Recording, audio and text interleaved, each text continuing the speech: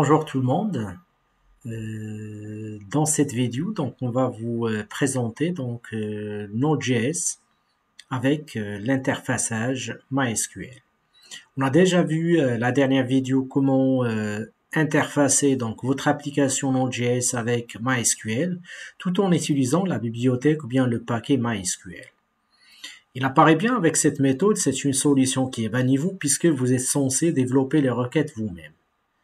Comme vous le savez, actuellement, dans le domaine de génie logiciel, on parle souvent des ORM, Object Relational Mapping, comment automatiser et rester avec si vous voulez, la syntaxe des langages avec lequel vous programmez, ça peut être JavaScript comme notre cas, ou bien du Java, PHP, etc., sans rentrer dans le détail SQL.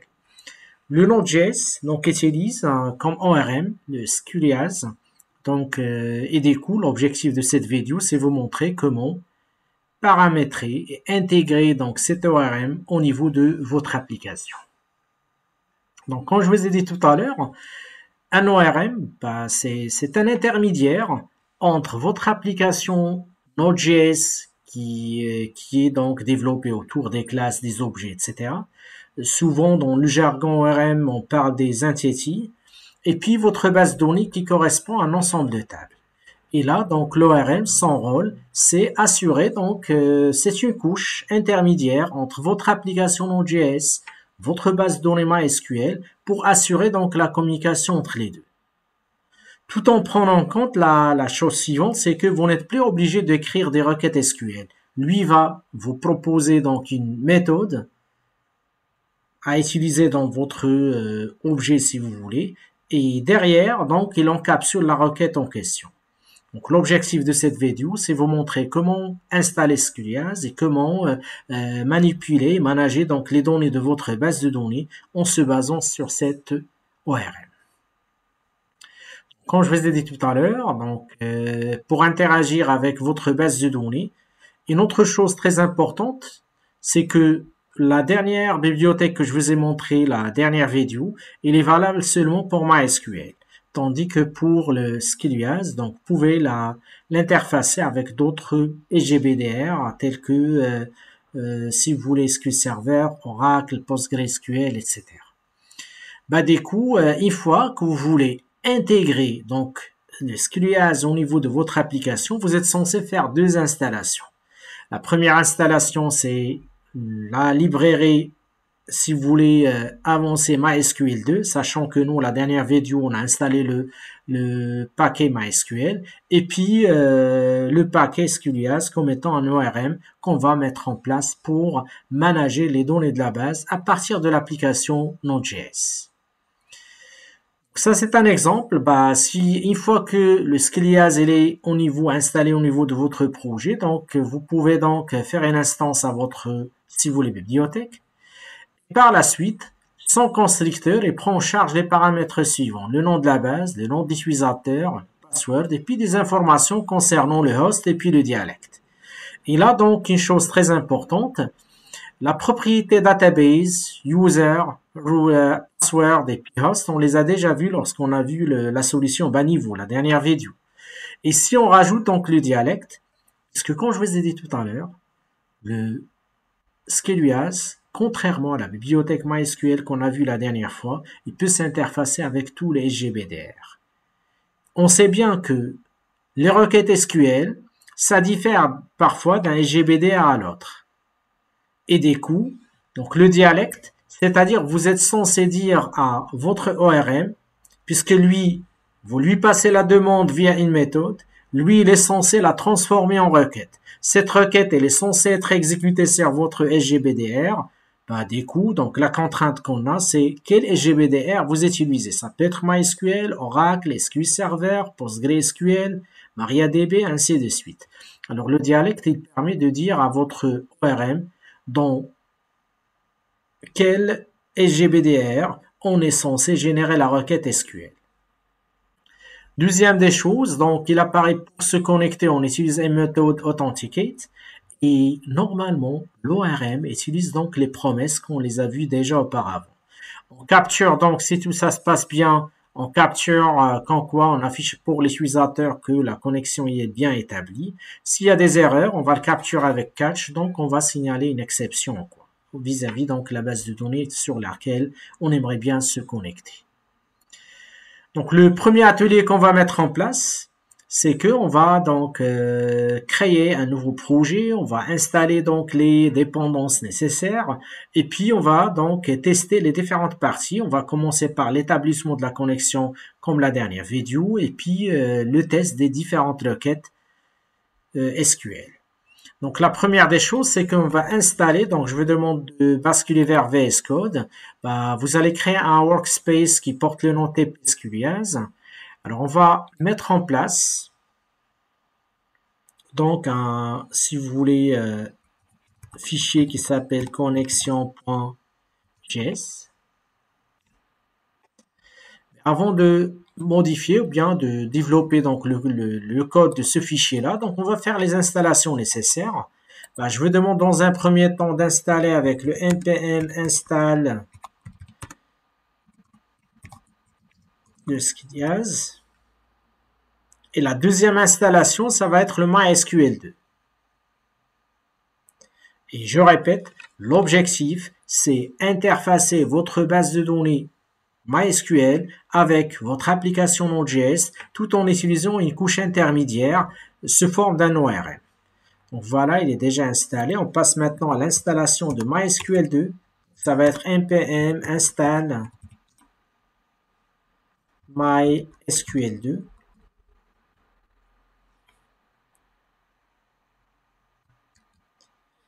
Alors là, je me suis trompé au niveau, donc ça va être MySQL.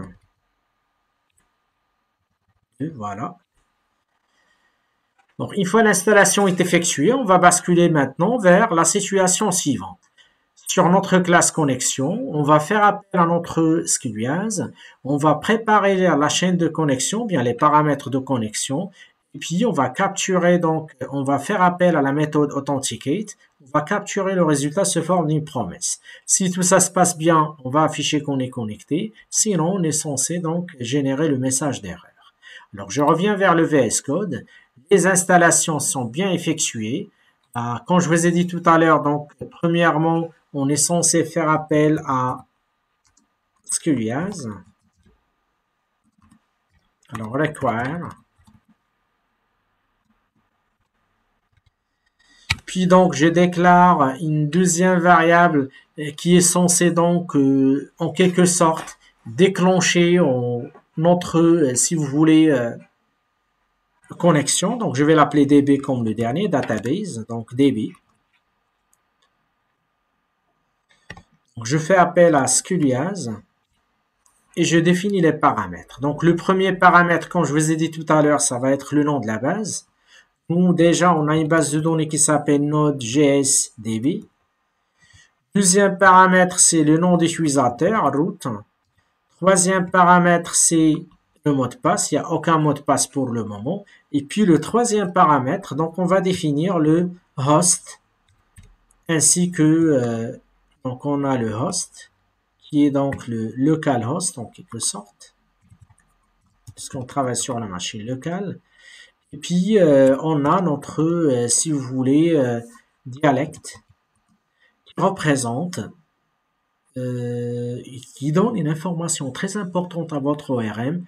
On est censé générer des requêtes SQL pour tel SGBD, puisque parfois il y a des, si vous voulez, des différences entre le code SQL dédié pour Oracle que pour SQL Server ou d'autres.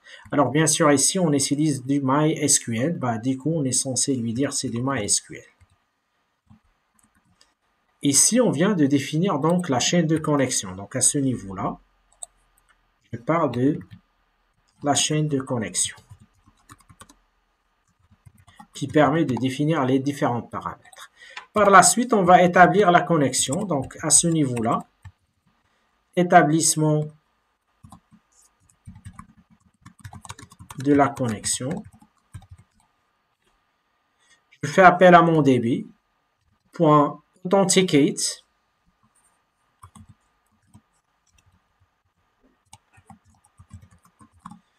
Et à ce niveau-là, je vais capturer donc deux situations. Donc lui, il retourne une promesse. Donc avec then, j'aurais dû faire la chose suivante. Alors then, si tout ça se passe bien, je vais générer tout simplement un console log.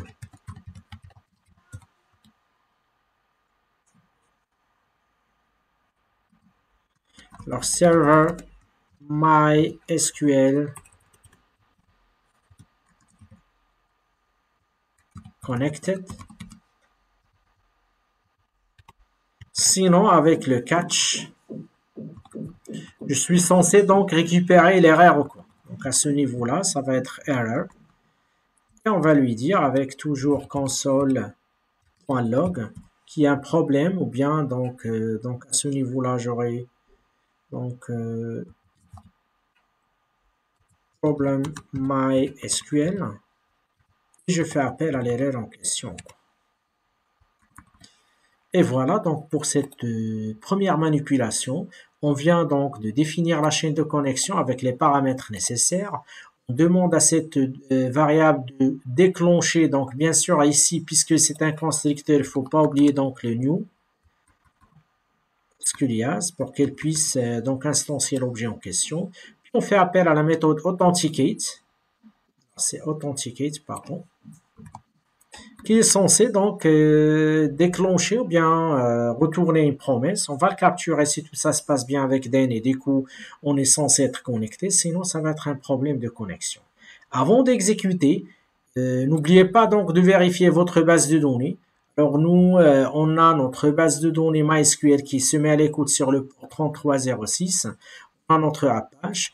Quand je bascule vers la base de données, alors là, je vais demander de remarquer que à ce niveau-là, on a la base de données donc Node.js DB qui est déjà là et qui contient donc la table employée. Donc c'est la base de données de la dernière vidéo.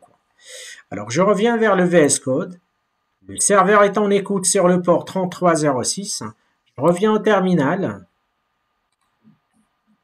Et on va taper la commande donc node connection.js. On attend le message de retour. Si tout ça se passe bien, il est censé retourner ça. Sinon, il va retourner donc une exception. Et là, donc, il vient de nous dire qu'il y a un problème quelque part. Donc, n'a pas pu trouver donc la méthode authenticate puisqu'il manque un hash. Sinon, je vais voir est-ce que le système va me proposer donc authenticate. Normalement, c'est avec un hash. C'est pour ça donc le système m'a signalé donc l'exception. Donc, je vide le terminal et puis je relance l'exécution. Et là, donc, je vais demander de remarquer que automatiquement, il nous a dit que il arrive à se connecter vers la base de données.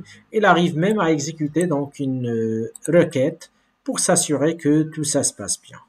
Supposons maintenant que on va commettre une erreur au niveau du nom de la base. Je mets Node.js DB2 qui n'existe pas pour le moment. J'exécute. Et là, donc, automatiquement, il est censé donc me dire qu'il y a un problème quelque part.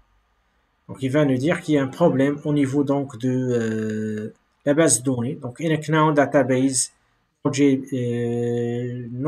DB2.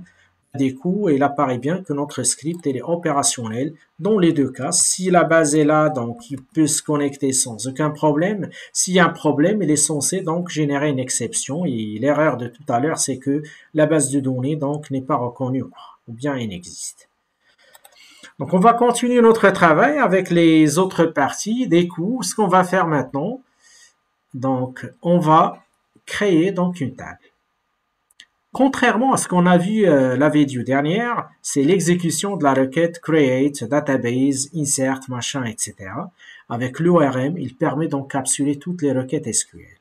Et dans le schéma que je vous ai montré tout à l'heure, dans un ORM, on parle d'une entité, c'est l'objet qui fait partie de votre application Node.js, la table qui fait partie de votre SGBDR, et l'ORM, il est là pour interfacer donc les deux en question. Donc ce qu'on va faire alors, c'est que on va faire appel à Scolias on va faire appel à ce qu'on appelle le data type, puisque pour créer une table, on est censé avoir des colonnes et pour chaque colonne, on va définir donc les informations nécessaires. Donc ici, à ce niveau-là, ce qu'on va faire, c'est que on va créer donc, si vous voulez, une nouvelle, en quelque sorte, ou bien on peut travailler même, si vous voulez, sur le même fichier de tout à l'heure, quoi. Ce qui est nouveau pour nous, c'est que on va créer donc une entité, un objet book, avec le skilias define, on va lui donner un nom et on va définir donc les différentes colonnes.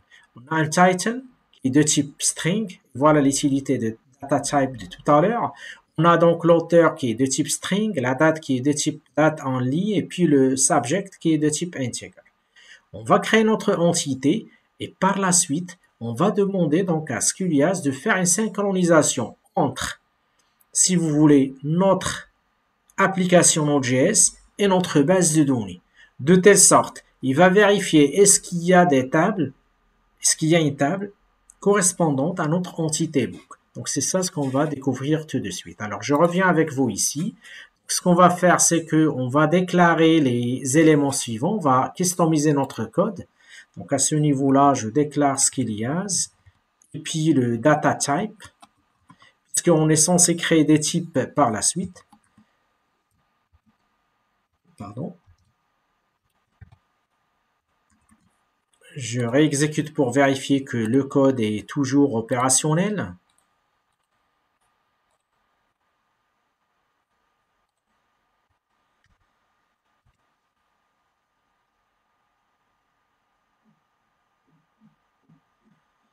Donc à ce niveau-là, donc le système il vient de nous dire qu'en quoi que notre élément, qu'on a notre Skilias qu'on vient de, donc ici, puisqu'il y a une classe prédéfinie, puisque là, quand vous rajoutez les accolades, vous faites appel à des éléments qui sont prédéfinis dans cette bibliothèque. Et dans cette bibliothèque, on a une classe qui s'appelle Skilias avec, c'est pas comme la déclaration que tout à l'heure, qui s'appelle Skilias avec SA majuscule quoi. Donc je vide, je relance.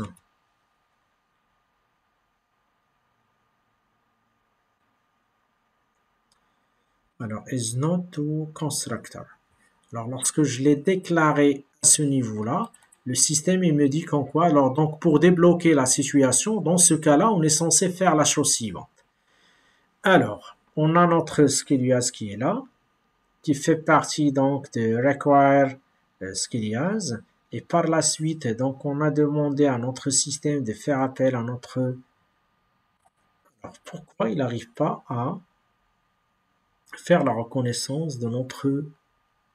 Si vous voulez... Alors, donc, on a notre new, on n'a pas accepté le new pour déclarer donc le constructeur, sinon,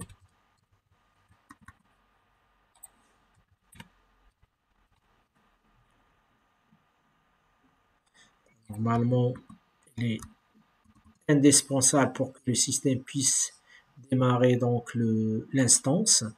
On a donc notre déclaration qui est ici. On a notre data type qu'on vient de définir juste à côté.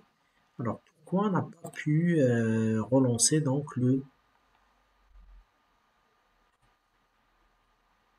il vient de nous dire, donc il nous dit qu'en quoi que ce qu'on vient de mettre ici ne correspond pas à une fonction. Sachant que nous, on les a déjà testés tout à l'heure, il nous a donné donc le résultat comme il faut. Alors, pourquoi il crache maintenant?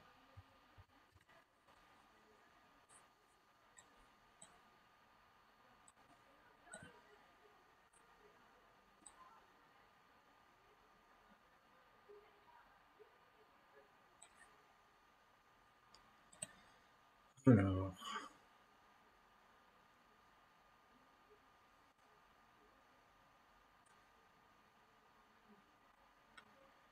il nous dit qu'en quoi le Skilias n'est plus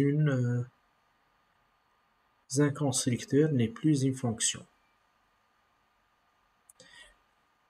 C'est normal, puisque là, le problème qui se déclenche, c'est que au niveau donc de Skilias, je serai obligé donc d'utiliser la classe telle qu'elle est définie dans la bibliothèque suivante. La classe, normalement, il est défini avec un E. Et la même chose ici.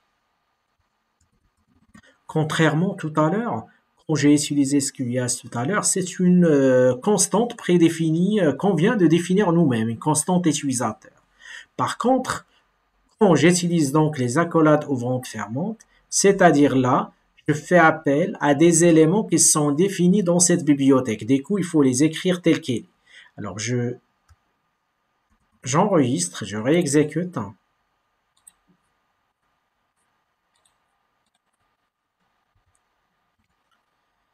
Et là, donc, vous allez voir que automatiquement, il arrive à débloquer la situation. On revient par la suite pour compléter notre code. Donc, il apparaît bien que pour le moment, on a les éléments suivants. On va définir par la suite l'entité.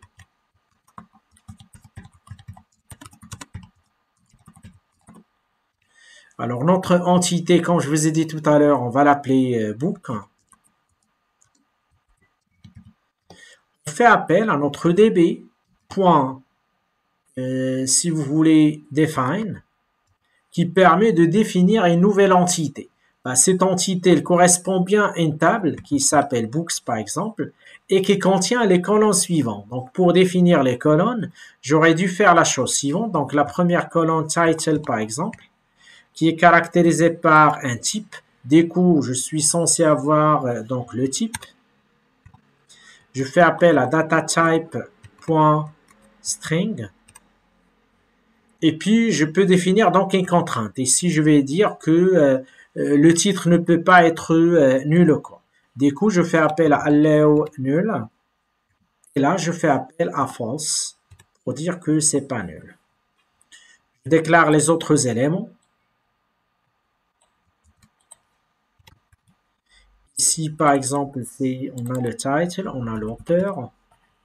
Lui-même, chaîne de caractères. Et puis, si vous voulez, son est obligatoire.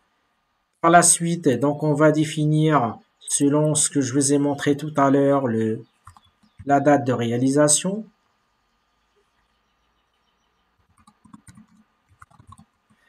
Ça va être de type date only. Ça peut être nul si vous voulez. Et puis donc le dernier champ, c'est le subject.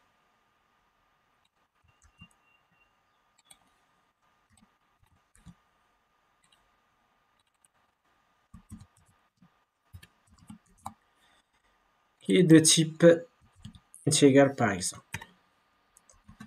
Donc voilà notre entité. Alors l'entité donc book, elle correspond à une table books dans la base dont les colonnes sont les suivantes. Title, author, release date, puis le subject en question. Ce qu'on va faire par la suite, on sait bien, si je bascule vers la base de données, qu'on n'a aucun élément qui correspond à cette table. On a seulement la table employée. On va faire appel maintenant à notre ORM pour qu'elle puisse synchroniser ce qui est dans Node.js avec ce qui est dans la base de données en cours. C'est pour ça, comme je vous ai dit tout à l'heure, on va faire appel à la méthode, si vous voulez, 5, qui permet de synchroniser. Lui-même, il retourne donc une promesse. Si tout ça se passe bien, donc le book table sera créé. Sinon, donc on va avoir un message d'erreur. Alors la synchronisation, il permet de comparer les entités que vous avez dans le projet avec, en quelque sorte, les tables de votre base. Alors je reviens vers le VS Code, puis je rajoute avec db. Je fais appel à synchronize. Et bien sûr, avec la gestion de promesses par la suite, avec then, je suis censé donc, si vous voulez avoir un message comme quoi console.log table created.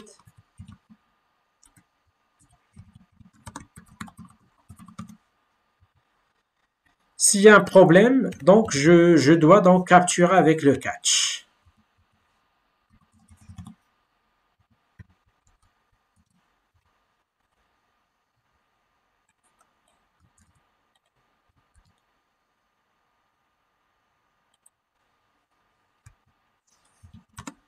Et là, je fais appel à l'erreur en question.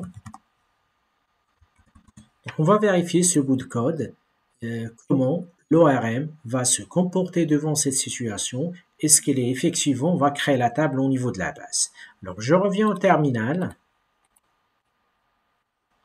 On tape donc node connexion.js. Et là, je vais demander de remarquer que une fois qu'on a demandé au ORM d'exécuter donc le script, il nous a généré tablebooks created. Je reviens après vers ce message. Je bascule vers la base de données. Et là, donc, je vais demander de remarquer que quand j'actualise la base, il apparaît bien que le ORM a créé donc la table books avec les paramètres et puis les colonnes qu'on a demandé tout à l'heure. Quand je clique sur la structure, il va me dire que la table contient l'ID, le titre, auteur, release date, subject. Ça, c'est les différentes colonnes qu'on a créées tout à l'heure. On a créé que quatre colonnes. Lui, il a rajouté la clé primaire puisque les ORM, il oblige l'intégration de la clé primaire. Il a ajouté l'ID.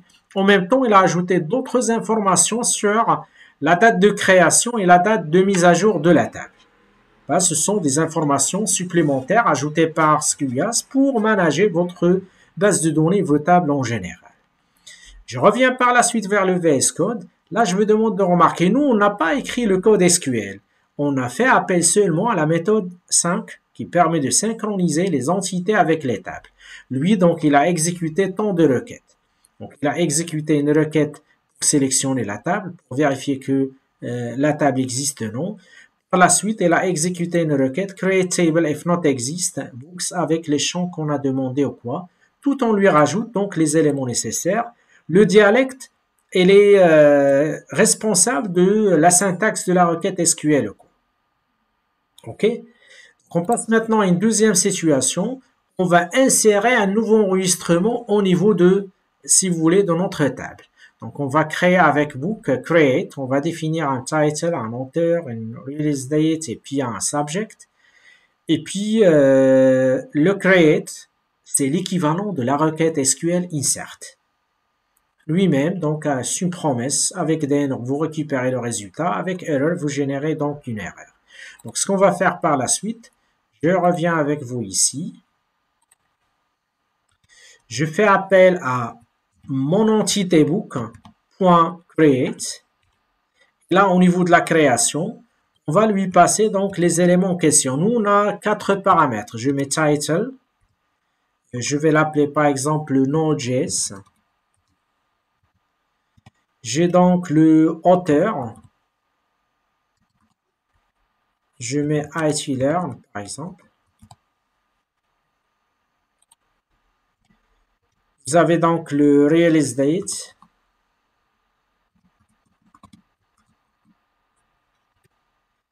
Et là, donc, je mets la date au format américain, par exemple. Donc, 2021-6-21. Et puis le subject. Je mets 1, par exemple. Voilà, l'objet, il est là. Après, donc, je capture le résultat de cette méthode create. Donc, avec den. Ici, avec den, on doit avoir un result. Du coup, on va lui dire, générer pour nous le résultat avec console.log result. Donc, s'il y a des problèmes, on va capturer avec catch, avec .catch.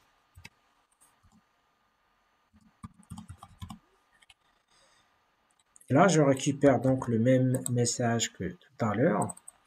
Ici, ça va être comme ça. Pardon.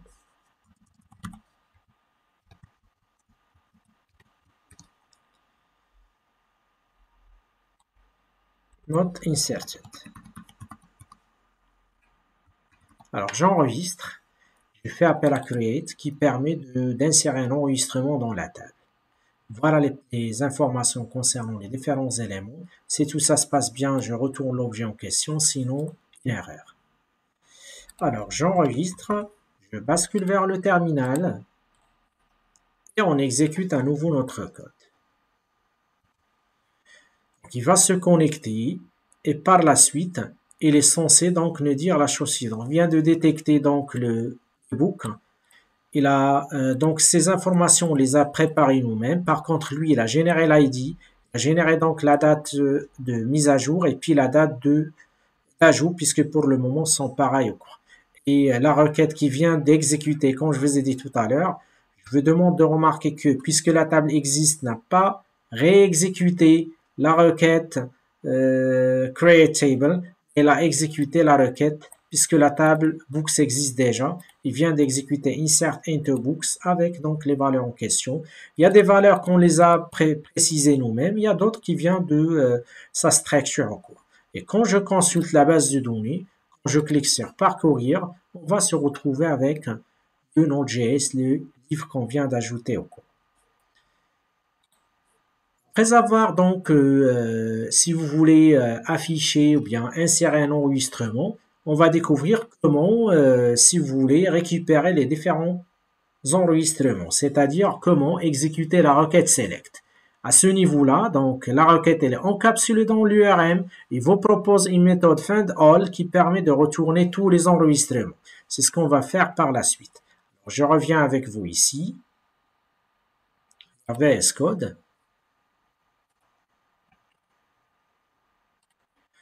J'ajoute un deuxième, donc le premier il est déjà ajouté, le deuxième, donc je vais l'appeler par exemple Java. Je change la date par exemple. Puis subject, ça va être 2. Après, donc je fais appel à mon book. Point. Donc à partir de l'entité, j'ai la possibilité de faire appel à findAll qui permet de retourner tous les enregistrements. Alors toujours avec then. Donc on va, si vous voulez avoir un result, et ce résultat, on va le récupérer. Avec donc le catch, c'est le même principe.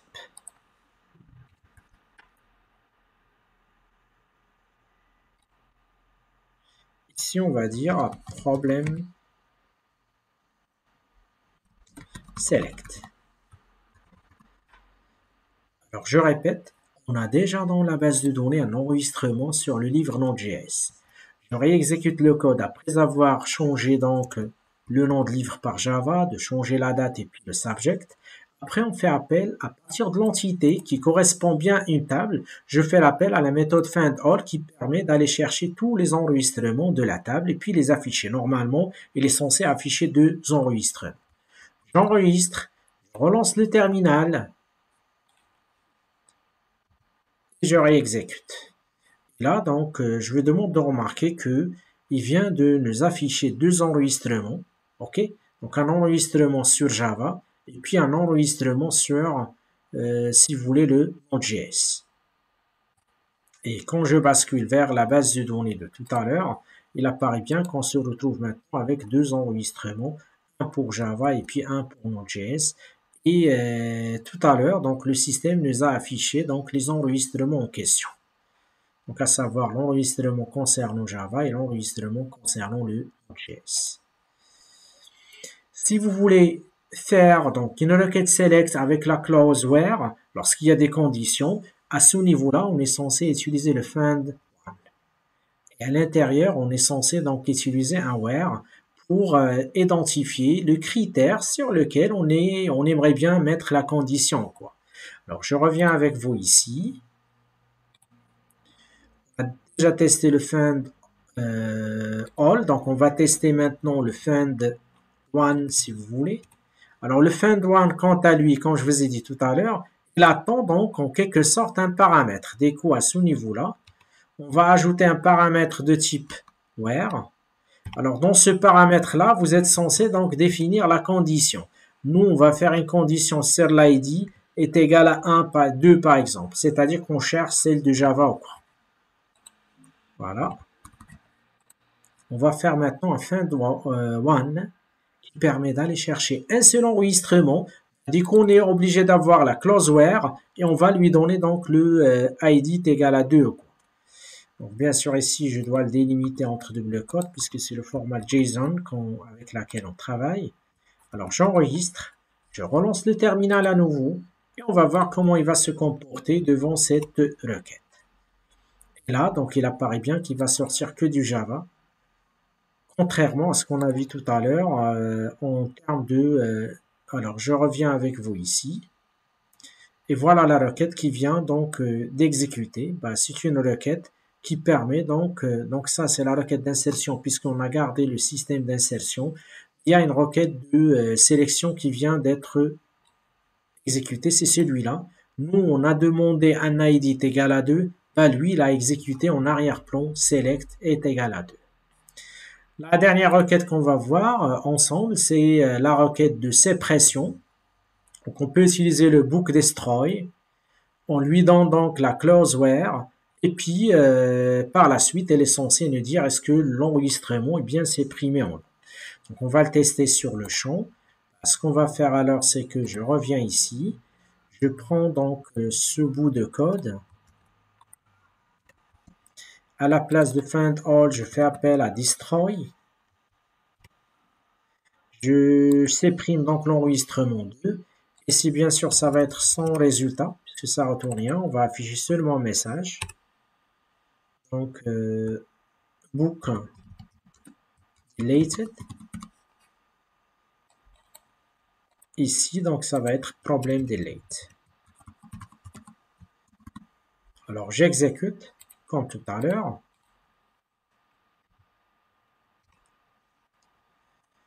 Et là, donc, on va monter tout en haut pour vérifier quelle est la requête qui vient d'exécuter. Alors, après avoir, donc, si vous voulez, insérer donc l'enregistrement en question.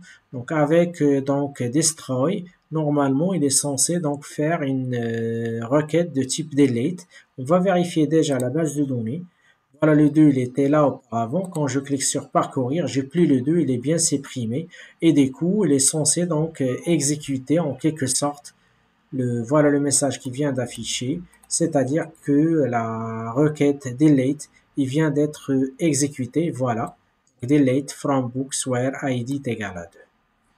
Ce qu'il faut retenir à partir donc de cet atelier autour de cet ORM Skulias, contrairement à ce qu'on a vu la vidéo précédente qui est qualifiée comme étant bas niveau, avec donc l'ORM, on arrive à, si vous voulez, développer le code en se basant tout simplement sur le langage JavaScript et sur les objets et puis les apports de l'orienté objet sans rentrer dans le détail du langage SQL puisque la tâche elle est déléguée à notre ORM Skulias.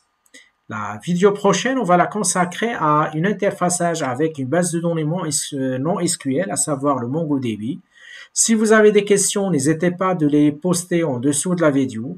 Je vous remercie et à la prochaine.